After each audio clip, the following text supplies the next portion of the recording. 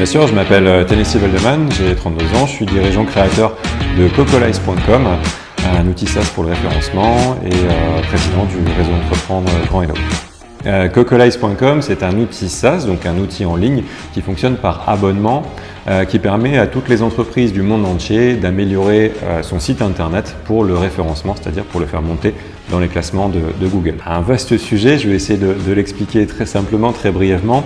En fait, Google, mis à part les premiers résultats qui sont payants, va classer les différents sites internet. Donc quand vous faites une recherche, le fait de travailler son référencement permet d'avoir le site internet de son entreprise qui va remonter le plus haut possible, étant donné que nous allons rarement en page 2 de Google ou voir plus loin que les 5 premiers résultats. Il est essentiel de pouvoir remonter tout en haut des listings, des classements des résultats de Google. Alors, il y a beaucoup d'outils, c'est un vrai métier qui est assez technique et marketing.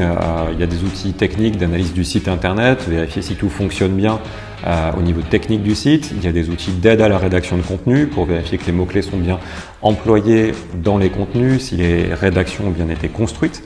Mais aussi des outils plus marketing pour suivre sa position, espionner la position des concurrents, savoir si un concurrent nous a devancé sur tel ou tel mot-clé et essayer de comprendre pourquoi afin d'améliorer toujours son site pour aller le devancer.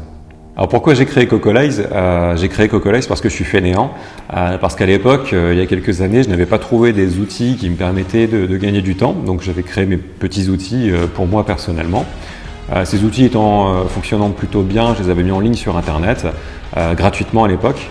Et puis une communauté d'utilisateurs m'ont contacté en me disant mais c'est génial, pourquoi c'est gratuit, c'est pas normal, et on voulait un petit peu plus. Donc petit à petit c'est devenu une entreprise et on a continué à faire grandir le site, grandir les outils d'année en année.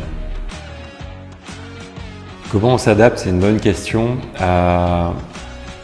Je pense que la difficulté, c'est d'essayer d'anticiper les changements d'utilisateurs, les changements de comportement. Là, on a des nouvelles technologies qui sont formidables, qui sont en train de sortir, mais on se rend compte que le public ne sait pas encore trop quoi en faire, comment l'utiliser. Quand le smartphone est sorti, je me souviens au tout début, je me suis dit mais il n'y a pas de clavier, ça ne marchera jamais. En fait, aujourd'hui, on ne sait pas faire sans clavier, mais on s'est habitué d'une nouvelle manière, on a cassé nos habitudes. Donc je pense que pour s'adapter, il ne faut pas essayer de se concentrer sur la technologie en tant que telle, il ne faut pas essayer de se concentrer sur ce qu'on en fait aujourd'hui, mais plutôt se dire quels vont être les changements d'usage des clients à l'avenir et comment moi je vais prendre de l'avance là-dessus. Parce que sinon on a toujours un train de retard, on est toujours en train de courir après la technologie elle avance de plus en plus vite. Donc c'est plutôt d'essayer de comprendre quel va être le changement de comportement de ces clients de demain. Ah oui, j'ai été lauréat du réseau Entreprendre en 2016. J'ai été accompagné. On a donné un peu de son temps pour m'aider à devenir un créateur d'entreprise. Et à mon tour, j'ai changé de rôle un peu plus tard en accompagnant moi-même des entreprises, en donnant de mon temps dans des comités, etc.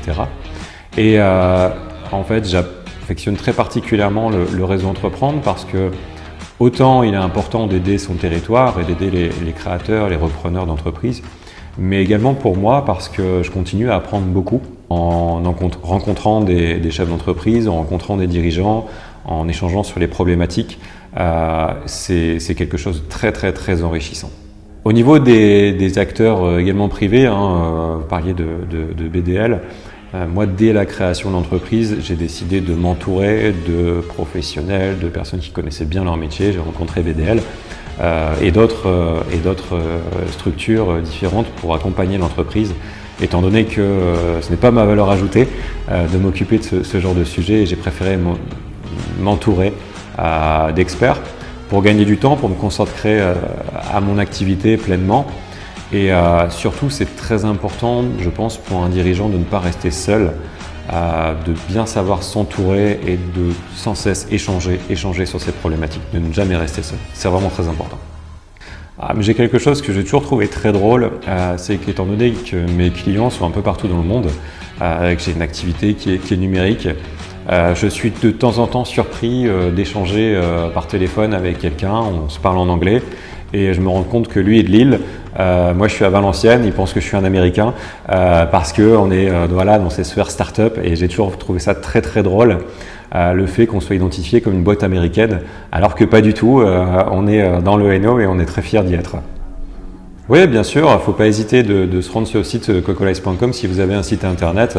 Il y a un compte gratuit qui permet de tester, et puis même si vous voulez faire un test un peu plus poussé, n'hésitez pas à contacter l'équipe dans la petite bulle qui est en bas pour demander d'avoir un essai gratuit, vous le demandez de ma part, et puis ils seront très contents de vous accorder ça.